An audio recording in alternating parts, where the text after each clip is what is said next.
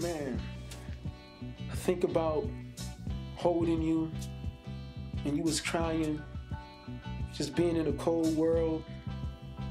I remember just looking at you like you are the most beautiful person I ever saw. Like thanking God that He trusts me with this creation. And when I was looking into your eyes, you don't know anything. All you see is a bunch of strange people, but in my eyes, I'm thinking, I gotta protect you. I wanna be the first to call you beautiful. I wanna be right there when you have your first knee scrape. I wanna be right there when you need a shoulder to cry on. I wanna be right there to, to wipe the tears off your face. So at a very young age, I think it was between 6 and 7, I moved in with my grandmother. She was an amazing woman. I mean, she would wear suits just to go to the corner store and raise 6 kids, on her own and with help, of course. But I moved in with her because of the situation with my parents. And things, got a little bit crazy. So it it took me a while to kind of like realize everything that happened. Honestly, I was like 15 when I went to this a movie theater with my father, and we watched this movie called The Butterfly Effect. And so in this particular scene of The Butterfly Effect, there's this girl and this boy, and the storyline is always going back to try to make this girl's life better. But in this particular scene, you have a family member and they're recording them doing things to each other. And so at that moment, I had like this memory recall where like I remember being in a living room, and there was this guy and my best friend at the time, and I was living with my grandmother, and he would have us like take off our clothes, but it was always like a game. So he would tell us to take off our clothes and do this and do that to each other, and like do this kind of stuff with our underwear and remove this kind of stuff. But I immediately just dismissed that thought, and it wasn't until I had hit this really like horrible point in my life. I had always grown up in church, but I had always been tossed back and forth between family members. But about 3 years ago, I was in a relationship, and I ended up getting pregnant. And I was so surprised that like after I had gotten pregnant, that the person that I, had kind of like made this arrangement with to, get pregnant, had decided that he wanted me to terminate the pregnancy. So when I terminated the pregnancy, I had mourned for days and days. And I remember like looking in the mirror, and I was like, I don't even know who I am anymore. Like, who am I? Because everything that I had grown up knowing, I had like completely gone against. And so I started to I started to go to church. And I started to really study the word, and then I started to ask God to like help me deal with some of the stuff that I had gone through. I felt like little by little, He just started to kind of help me deal with some things. And I had like all these journals that I had collected throughout my life, and I started to kind of go back and forth between them. So different memories started to happen. So during the time that I was living with my grandmother, when I was like between the ages of 5 and 9, they had like this guy who would do maintenance around the neighborhood, and he would just do it everywhere, right? And so at the time I was a part of a religion where you could only wear skirts. So I started to remember that he would have us in, he would have me, it would just be me and him, and we would go to different apartments to kind of fix things. But he would, have me do things that would make him like look under my skirt and just like touch me in inappropriate ways. And I never thought it was wrong, because I'd never learned the boundaries between this is okay, this is not okay, this is healthy touching, this is not. So that was one of the things on top of the child pornography thing that started to like happen in my mind. And it was the craziest thing ever, because it just all hit me like a flood, and I didn't know what to do. And I just kept reading through journals. I remember that we had this neighbor that lived next to us, and he was an older guy, and everything, it turned into a game with him too. It was a game. Let's play this game. You do this to me, you do that to me, and it was really inappropriate. And I remember one time he had me do these things to him, and he went to the bathroom, and I'm assuming it was to finish himself off. And I looked, and there was this notebook paper behind his door, and you could tell that he had just written it because there was papers on his table. And so I started tracing the words that he had written. And I remember him coming out of the bathroom, and he's like asking me what I'm doing. And by that point, I had already made it to the bottom. So I didn't know at the time that it was a prayer. So I think that he had read exactly what I had written because it was there, and I was really just tracing it out, and nothing after that point had ever happened again. But then there were still moments. So I remember one time I was playing it was like a hide and seek game with someone that was very close to me and a friend of theirs. And we knew the neighborhood, and everybody was very close. So I remember we had gone to the back of this house, and it was a game, and then it became a truth or dare game, right? And so in the truth or dare game, it was actually the guy who did the maintenance's job, like son, the other person. He had told me to take my clothes off, and that day was the first time that I was raped. So for me, it was a game. So it didn't feel like it was the wrong thing because it was a game, and nobody taught me what was healthy touching and what wasn't. And I remember that he had also dared that another person to do the same thing. And they didn't want to do it. So that one person watched while the other person, while we did the dare. I remember later on that afternoon, I was in a house, and now, he had to fulfill the part of the dare that he said he would do later. And so that same day, the same game happened for the second time in one day. And all these memories just started to kind of like flood and hit me and hit me and hit me. And I was just like trying to figure out, like, how do you sort through all this stuff and be saved and still love people and love God? And a process just began.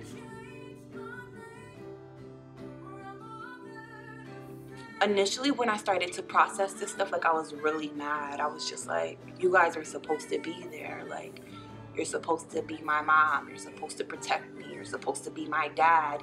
You're my hero. You're supposed to be there all the time.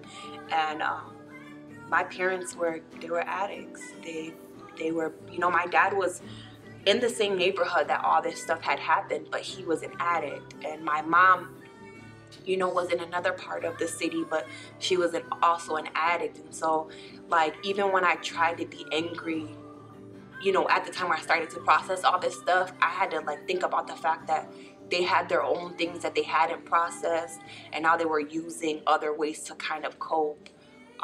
And my grandmother was older, so it's like, how do you really keep up with a 6 to 9 year old at a time where they're the most active, and you don't even consider or think that something like this would happen, let alone that somebody wouldn't say anything. Because most of the time when most of these things were happening, they would say, don't tell, you're going to be in trouble for being here this late. Don't tell, you're going to be in trouble for playing this way. And so I thought that if I told, I would be in trouble because I was doing something wrong. So I never even shared any of it. I was between 6 and 9 at the time. So that's why they always said it was a game. Mm-hmm. So, and I didn't know any better. Like, it wasn't like, you have the sex talk between 6 and 9. So it was always just a game that I only played with certain people, but I didn't play with other people. Or, I don't know. It was tough. So you would think that growing up in the church, when I finally got pregnant and ran away from home, everybody was like, how could she do this? She's been brought up in church. She knows God. She knows all these things. But what about the fact that it actually happened in the church? You know what I'm saying? Yeah. What about the fact that my place where I was supposed to be safe at, even in my older ages, from 12 or from 11 to like 13, I was at a church and I would stay after because that was the place where I was safest. And you know, you have people who are in charge of watching and leading and guiding innocent children who also decide that like sticking their hands in your pants is an okay thing to do. So nobody understood, and I think that's what bothers me the most, that everybody paid attention to my behavior. Why did she run away from home? Why is she pregnant? You know, she grew up, you know, in this family. And the thing is that nobody bothered to ask me.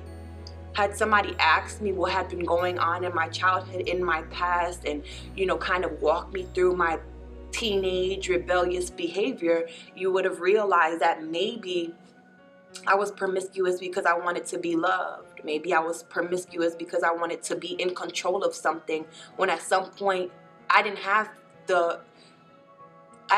wasn't able to give somebody the permission to do that. Like, that's an intimate thing for you to do, but somebody took that from me. So nobody ever thought about considering that kind of stuff. So you're saying that sometimes promiscuity isn't just because someone wants to go into the act, it's a control mechanism. No, honestly, I don't think that I've ever been intimate with someone and really engage with them in a way that intimacy is supposed to be. It was always my parents abandoned me, and so if I can be in this moment with you and I can own it and I can keep it and I can feel like for one moment or 1 second you're not gonna leave me, reject me, abandon me, or take something from me that I didn't give you, then I would do that. And I'm not saying that that's always the case, but I know that for the most part with me, it was more about feeling loved, about feeling like I was in control, feeling like I was giving you something and you weren't just taking it away from me. But no one bothered to ask. Nobody bothered to ask. And it was only when I really decided to spend time with God and ask him like to help me unpack all this stuff that I started to think to myself, like, maybe I really didn't like this person this much. Maybe I shouldn't have dealt with this. Maybe this shouldn't have happened. But I feel like it all came from the back of me trying to like let go and heal and try to kind of cure the sickness that I had already had like attached to me like from a very young age. Who was the first person to ask you? Nobody. Nobody was the first person to ask. Honestly, nobody was the first person to ask. And this is probably why I'm doing this, because nobody asked. Like, nobody. And I went to therapists, I went to churches, and everybody always focused on the behavior. Like, nobody stopped to think that, like, everybody knew that my parents were addicts, but nobody stopped to think deeper than that, you know? And it wasn't until like I really started to spend time with God and just say, I don't want to be this way anymore. Like, I didn't want my kids to go through that kind of stuff. It was horrible at times because nobody got it, and I was afraid to share, you know? Because another thing that started to play in my mind was, this just happened to me a few times, and I played back. So maybe I wanted it to happen, you know? Maybe I wanted it to happen because I could have stopped going to the house. I could have not been around the people who did it. Or could you? You know? I couldn't have, but in my mind, that's what it was. Like, this is what I wanted. Or, you know, like, even at church, this happened. So if I'm supposed to be safe and it happened there, like, it has to be me. It can't be everybody else. And I just didn't want it, and it just kept happening. So nobody asked. If they really knew what you've been through, they'd probably stop and think. If they really knew what you've been through, they probably wouldn't compare you to garbage and say your attitude stink. If they really knew what you've been through, they probably wouldn't see you roll their eyes and stump their feet. If they really knew what you've been through, they probably see you, smile and speak. They wouldn't prejudge you, they'll hug you and understand you just another rose that rolls from the concrete. Well, I'm just saying, don't use what you've been through as a tool to get famous. Use what you've been through as a tool to let people know that you can make it. Use what you've been through as a tool to let people know there's a God up there that never leave you forsaken. to let them know that when you go through the process, things happen instantly. Just have a little patience. So what's next? It's like you breathing on your last breath. You fret because life threats got you depressed. But realize that you blessed, you alive in your mess. Christ died for your stress, so you rise over death.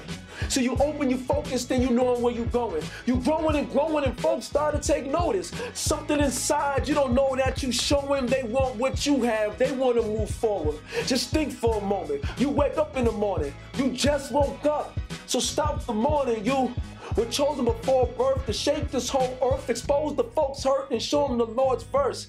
That's John 3:3. That's straight to the point. But John 3:16, it backs up the point. So say to the top with the loudest voice, and I'll meet you up there. We'll all rejoice.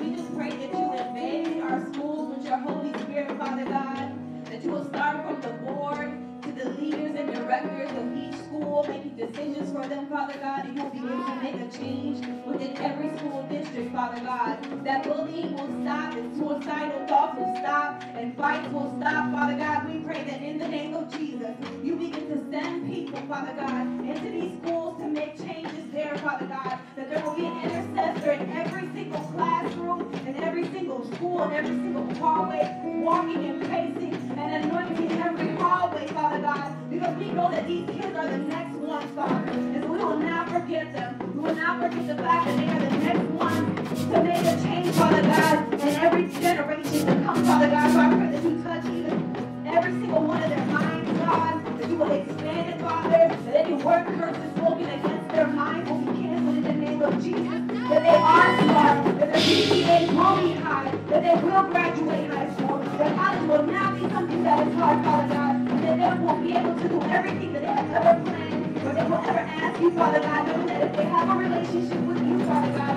you'll make it come to pass, Lord Jesus. And so we thank you, Father God, for setting people with a temperament to hold these kids accountable. There will not be children who will trust. There will not be children who have children out of wedlock. They will have successful marriages, successful children, God. We cover them with the blood of Jesus and declare that 2018 will be a year where our kids will show us that they are more than capable of doing everything that we did not be able to do, Father God. I thank you for your backing and angels to cover them whenever they go, Father God, that they walk with you, that angels walk with them, and that they are smarter than they can even imagine, Father God, and we cover them with the blood of Jesus.